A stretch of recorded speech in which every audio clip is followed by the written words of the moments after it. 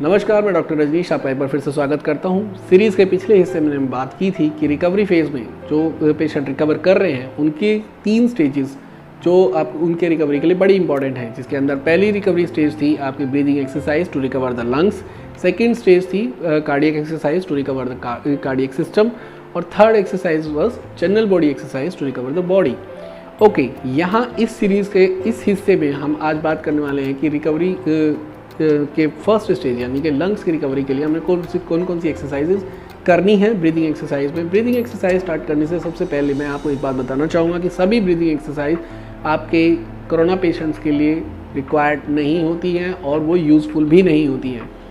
Breathing exercise का पहला नियम मैं आपको बताना चाहूँगा, जो भी जैसे निमोनिक अटैक होता है या फिर आपके जैसे कोरोना के केस में लंग्स के कुछ हिस्से ऑलरेडी कॉम्प्रोमाइज पोजीशन में होते हैं, जिसकी वजह से आप बहुत स्ट्रेनस एक्सरसाइज बिल्कुल भी नहीं कर सकते। स्पेशली इन ब्रीदिंग एक्सरसाइज में भी बहुत फास्ट अपनी एक्सपिरेशन इंस्पिरेशन यानी सांस लेना और सांस छोड़ना बहुत फास्ट वे में नहीं कर सकते, because lungs already compromise position में हैं। वो अपने नॉर्मल ब्रीदिंग के लिए भी बहुत ज़ोर लगा रहे हैं, बहुत एफर्ट लगा रहे हैं, उनके पास उतनी एनर्जी नहीं है। तो प्लीज़ मेक श्योर कि आप कोई भी एक्सरसाइज में ज़ोर नहीं लगाएंगे। तो चलिए शुरू करते हैं आज की एक्सरसाइजेस, देखते हैं वो एक्सरसाइजेस कौन कौन सी हैं। एक्सरसाइज नंबर 1, पहली एक्सरसाइज में आपकी जो 2 उंगलियां हैं हाथ के साथ, यहाँ जो कॉलर बोन है उसके ठीक नीचे आपके शोल्डर की तरफ एक डिप्रेशन होगा, उस पॉइंट पे आपने रखना है और उसको हल्का सा प्रेस करना है जब आप इंस्पिरेशन कर रहे हैं और रिलीज कर देना है जब आप एक्सपिरेशन कर रहे हैं। Okay, breathe in,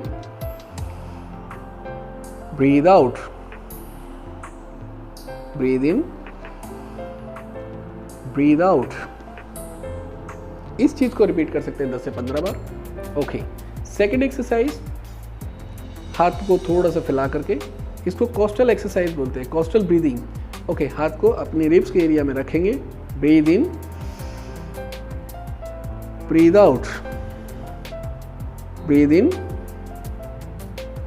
breathe out. जब आप ब्रीथ इन कर रहे हैं तो प्रेशर थोड़ा जनरेट करना है, ब्रीथ आउट कर रहे हैं तो प्रेशर थोड़ा रिलीज कर देना है। थर्ड एक्सरसाइज इज आपकी होती है डायफ्रामेटिक ब्रीदिंग, जिसके अंदर आपने दोनों हाथों को आपने यहाँ रखना है डिप्रेशन पे, बिल्कुल सेंटर में। Breathe in, breathe out, breathe in, breathe out. Pattern will be same. जब आप ब्रीद इन कर रहे हैं तो हल्का सा प्रेशर जनरेट करेंगे, जब आप ब्रीद आउट कर रहे हैं तो प्रेशर बिल्कुल छोड़ देंगे, बिल्कुल रिलीज कर देंगे। ओके, एक्सरसाइज नंबर 4, इसे कहते हैं पर्सली breathing.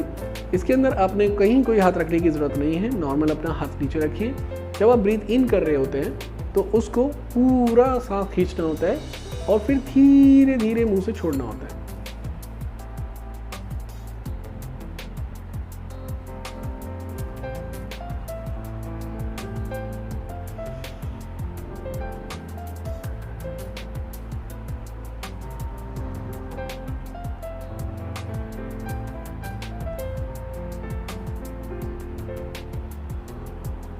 Okay, repetition will be same like 10 to 15 repetitions.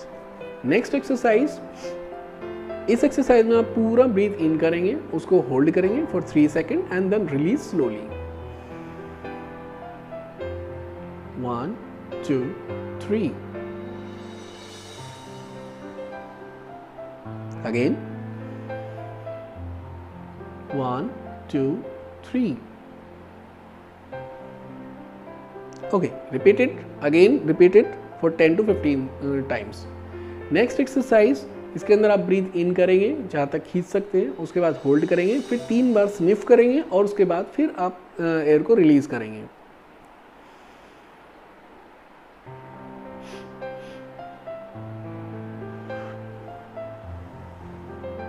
Again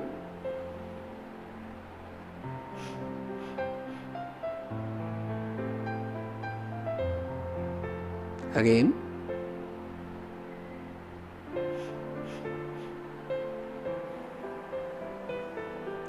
okay, breath complete करने के बाद हम 3 बार स्निफ इसलिए करते हैं क्योंकि जो अफेक्टेड एरियाज हैं वो उतनी स्पीड में फिल नहीं हो पाते हैं जितनी स्पीड में हमारे नॉर्मल एरियाज फिल हो पाते हैं।